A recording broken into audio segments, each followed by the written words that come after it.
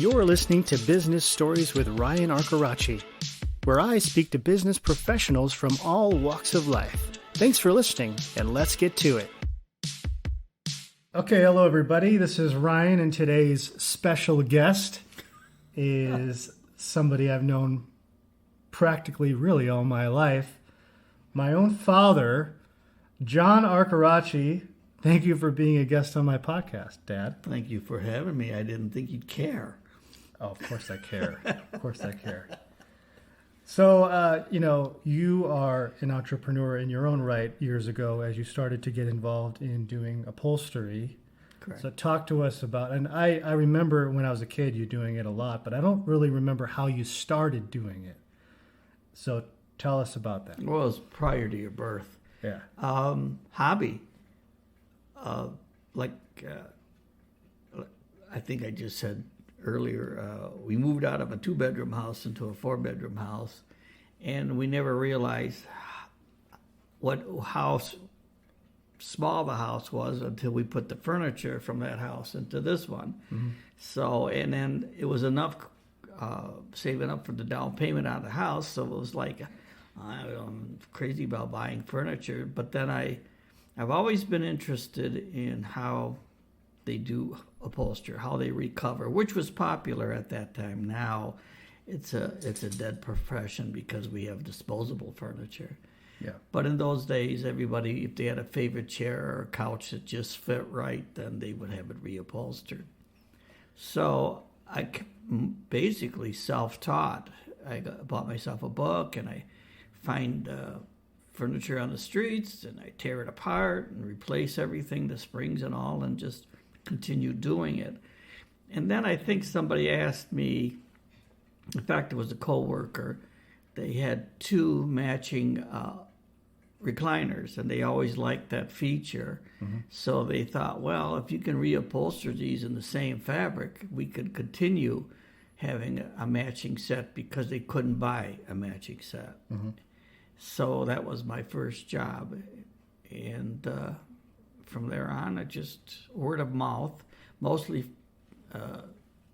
my customers were from my job, mm-hmm. and which was at a college which employed about 400 people, so there were plenty there. And then it did go by word of mouth, and it went beyond my fellow employees. And I did it for 30-some years. Mm-hmm. And it was an immense help when the kids were going to college, because it seemed like I'd no sooner get paid for a job, I could write out a check for the tuition and never really see it. But that was okay. And then I started getting more interested into the antiques. Then I started to take some courses, formal courses, and I learned what equipment to buy, because I didn't really have up-to-date equipment, because when I first started, there was another upholsterer in town. Mm-hmm. He passed away, and his wife called and literally gave me everything he had, the sewing machine, the whole work. So that was really a blessing for me, because I really couldn't afford to buy that stuff, and that also gave me an opportunity to buy it little by little instead of buying it all at once. Right. And then I also was educating myself what I need to purchase, because there's a lot of tools. They'll say you got to have this and got to have that, and you don't. But that's just to push these tools for specialty work. Most of the tools in upholstery come from a British company called, oh Lord, here we go. It'll come to me. It's Ambassador, mm-hmm. is the name of the company, and they also the feature was nice of purchasing their equipment is they also gave you a little booklet with the tool and how to use it and mm-hmm. what the secrets are.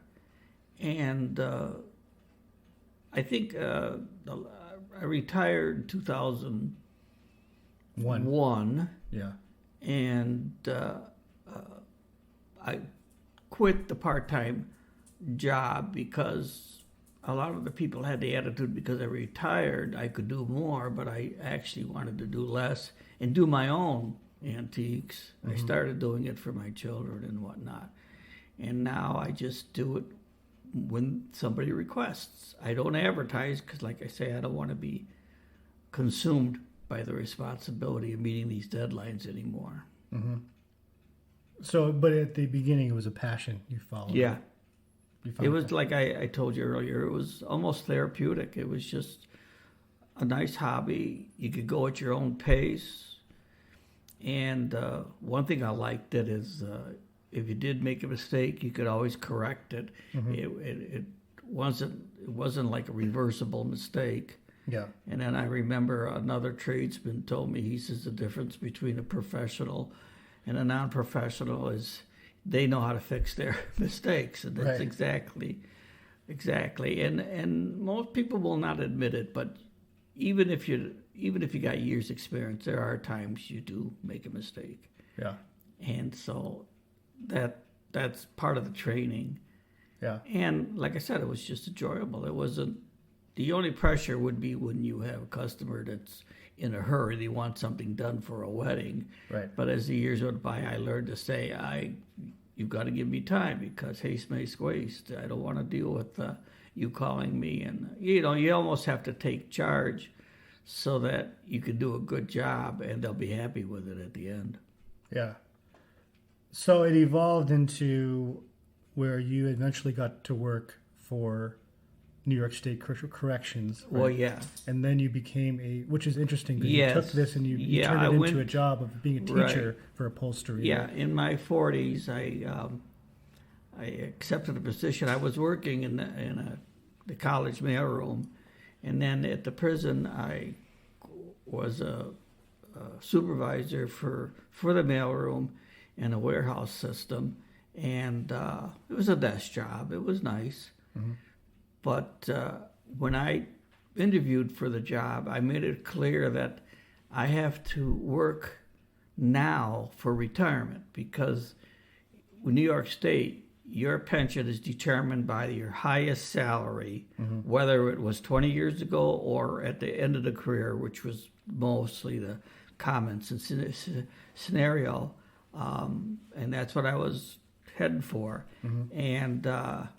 And about a year after getting hired into, it was called Lakeview Correctional Minimum Security, my boss walked in and he says, we're going to have an upholstery class in the vocational school here. Mm-hmm. Would you be interested? And I said, yes, definitely.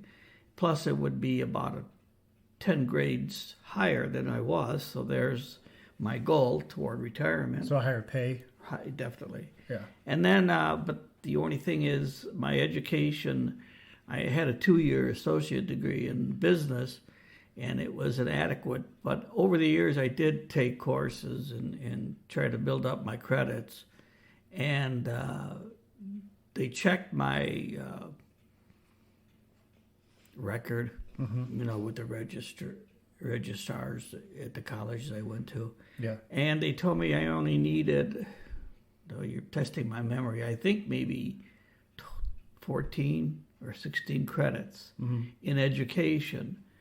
So I went back, and unfortunately the college that was in our living area, it was in a town next to where I lived, actually, and I went to, it was Fredonia State. Mm-hmm. And the only school was about 50 miles east, which at that time it was called Buff State, that offered the vocational courses. Right. So I commuted for 3 years, and then I got my certification, and then I worked until I retired.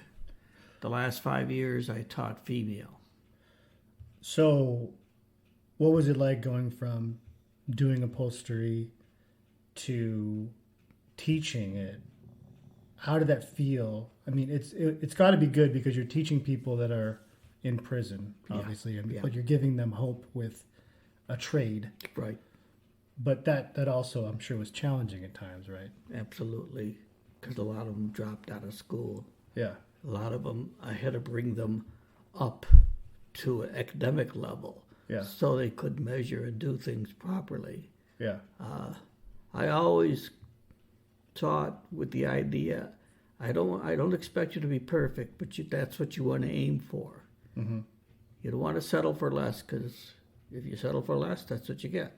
Yeah. So, and I also wanted to prepare them for life. So I set it up as if we had a little upholstery factory, and they got paychecks, and they had to punch in, and I was teaching some investing their salaries, and a checking account and savings account, and how the general population does in not turning to the illegal. Mm-hmm.